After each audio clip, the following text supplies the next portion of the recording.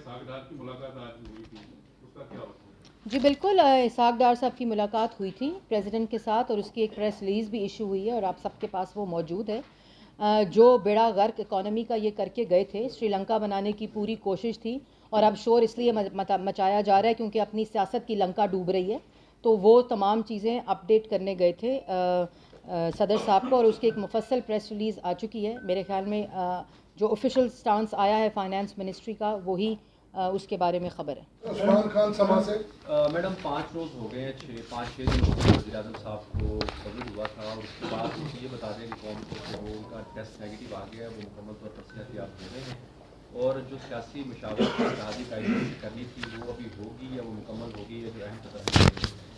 जी मेरे ख्याल में ये वाहिद मसला है जिसका फ़ैसला सड़क के ऊपर गाली देकर, नारे लगाकर, बहतानबाजी कर कर, इल्ज़ाम तराशी कर कर नहीं होना। ये कानून के मुताबिक वज़ीर आज़म पाकिस्तान शहबाज शरीफ साहब का इस वक्त इस्तेकाक है और उन्होंने ही आइनी फरीज़ा अंजाम देते हुए ये तकरीर करनी है।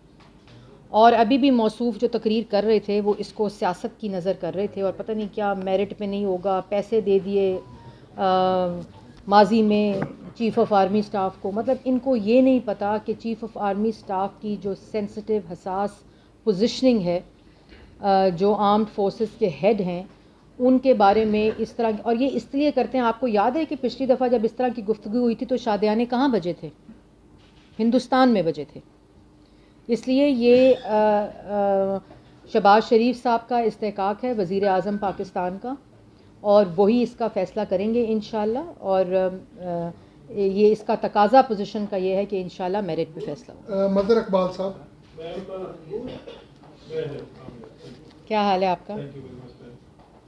मैम तोशा खाना रेफरेंस से लेके बहुत से दीगर ऐसे, मैं तो जराइम का लफ्ज़ इस्तेमाल करूँगा, इमरान खान साहब जिनके मुर्तकिब हुए हैं हुकूमत के मुताबिक, तो मैम क्या अमल माने गया कि अब तक इमरान खान साहब की गिरफ्तारी अमल में नहीं लाई गई और अब वो कल ऐलान करने जा रहे हैं कि वो कब पिंडी पहुँचेंगे और पिंडी के बाद फिर वो इस्लामाबाद आएंगे। क्या हमने उम्मीद कर सकते हैं कि इस्लामाबाद आमद पे इमरान खान को गिरफ्तार करने के हवाले से हुकूमत ने कोई ब्लूप्रिंट तैयार कर ली? देखें, बात यह है कि जिस शख्स की, जैसे मैंने आपको पहले कहा कि सियासत की लंका डूब चुकी है, इररेलेवेंट हो चुका है, long March, work from home हो चुका है और उसके लिए कानून अपना रास्ता लेगा और सारी इंक्वायरीज़ इस वक्त FIA के अंदर। और मैं शहजाद अकबर और बाकी मैं नाम भी नहीं लेना चाहती, मैं वो नहीं हूँ कि मैं गिरफ़्तारी से एक दिन पहले यहाँ दिखाऊँ नैब क्या कर रहा है और अगले दिन गिरफ़्तार हो जाए वारंट के बगैर। और मैं ये भी आपको बताती चलूँ कि आज जो वारंट पे मौसूफ़ गुफ्तगू कर रहे थे ना, हर किसी को इन्होंने जेलों में वारंट के बगैर डाला था। नैब वारंट के बगैर आती थी लोगों के साथ, लोगों के घरों में छापे मारती थी, लोगों के ख़वातीन की भी और जो चार दीवारी की जो एक रिस्पेक्ट है उसको भी रोनते हुए ये लोग घरों के मिफ्ता इस्माइल को जब अरेस्ट किया तो उनकी बेगम भी घर में थी, उनकी बच्चियां भी घर में थी और उनके घरों के अंदर छापे मार के उनके बेडरूम्स, उनके टॉयलेट्स तक ये लोग गए थे। इसलिए ये सबक ना दें ह्यूमन राइट्स का। और आज बात कर रहे थे कि आज भूल गई मैं, ये बात कर रहे थे कि मीडिया अंडर बड़ा प्रेशर है, मीडिया बहुत अंडर प्रेशर है, मेरे पे बड़ा जुल्म हो रहा है, मेरी आवाज़ पे बड़ा। 28 मिनट आज भी इमरान खान लाइव रिकॉर्डेड जो पैमरा का वो है वो चल रहे हैं। इमरान खान साहब, कौन सी आवाज़ बंद है आपकी?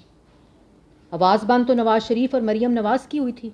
आवाज़ बंद मुझे आज तक है, शहबाज शरीफ जब नैब कोर्ट जाते थे तो इनके लोग, वो जो अफसर होते थे सरकारी, वो जो बड़े बड़े लाउड स्पीकर्स होते हैं उनको ज़ोर ज़ोर से बजाते थे कि शहबाज शरीफ साहब मीडिया से बात ना कर सके। और बाकी रही बात सहाफ़ियों की, तो किस सहाफ़ी के पेट में गोली मारकर पाक के अंदर उसको गोलियां मारी गई हैं? किस सहाफ़ी के नाक की हड्डियां तोड़ी गई हैं? किस सहाफ़ी को उनकी बच्ची के घर के बाहर से अगवा किया गया? किस सहाफ़ी के कलम को बंद करके उसके टॉक शोज़ को बंद किया गया? बता दें ना, कोई ऐसा मुझे केस बता दें कि जो कि इमरान खान साहब के दौर में प्रेडेटर कहा गया इमरान खान साहब को, इंटरनेशनल जो सहाफ़ी ऑर्गेनाइजेशंस हैं सहाफ़त के लिए। तो ये बातें जो हैं आवाम को, जैसे मैंने अभी पहले कहा ना पागल समझें, ना भेड़ बकरियां समझें, ना बेवकूफ़ समझें, वो आपके असल मकासद से वाकफ़ हैं। शहरियार साहब सुनो टीवी से।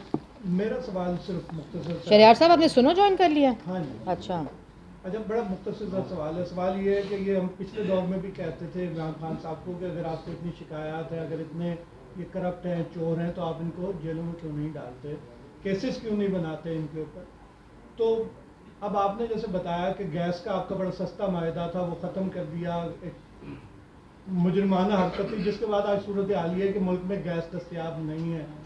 तो नदीम बाबर साहब को या अब्दुल रज़ाक साहब हैं या जितने भी मावनीन ख़ुसूसी थे जिन्होंने मुल्क को नुकसान पहुंचाया, जिन्होंने ये पीटीवी की स्पोर्ट्स को नुकसान पहुंचाया, तो उनके खिलाफ क्या एक्शन ले रही है आपकी गवर्नमेंट? मैंने जी आपको पहले बताया कि पीटीवी का केस इस वक्त एफआईए के अंदर इंक्वायरी स्टेज पर है और फाइनल स्टेज पे है, और ये जो लोग हैं ये अदालत में गए हैं। पहले इनको स्टे मिला, उसके बाद अब उसके ऊपर आर्ग्यूमेंट्स जो हैं और वो अदालत के अंदर शुरू हो चुकी है।